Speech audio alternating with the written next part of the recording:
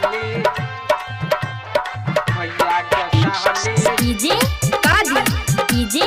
कादी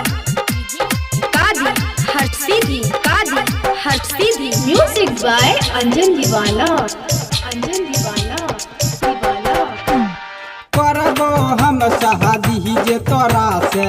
करिहा नाई न करगे करबो हम शादी जे तोरा से करिहा नाई न करगे सुन हे गे भैया के साली भैया के साली सुन हे गे भैया के साली माल झकास गे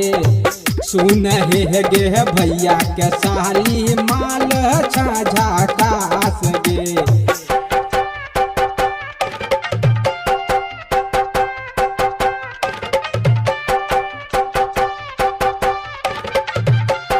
डीजे कादी डीजे कादी कादी हट सीधी कादी हट सीधी कैसे के कहीं तोहके बसल बारू दिल में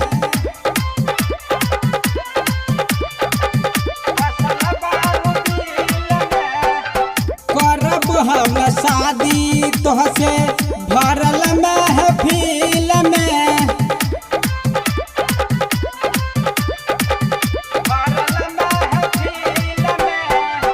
करब हम शादी तोहसे भरल महफिल में झुमका बाली होठ लाली लाई करिहा जान न कर गे झुमका बाली होठ लाली लाई करिहा नाई न कर गे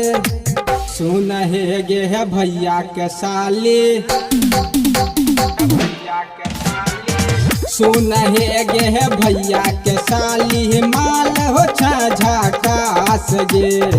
सुन हे गे भैया के साली माल हो झकास गे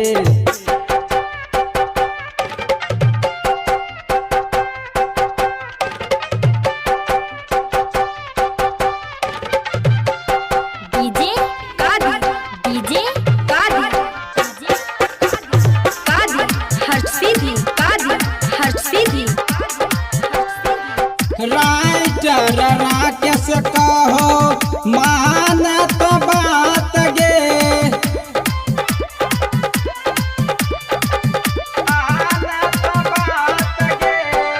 छोड़ लो से छूटत नइखे तोहरो जे साथ गे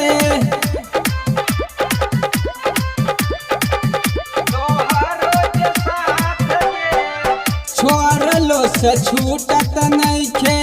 तोहरो जे साथ गे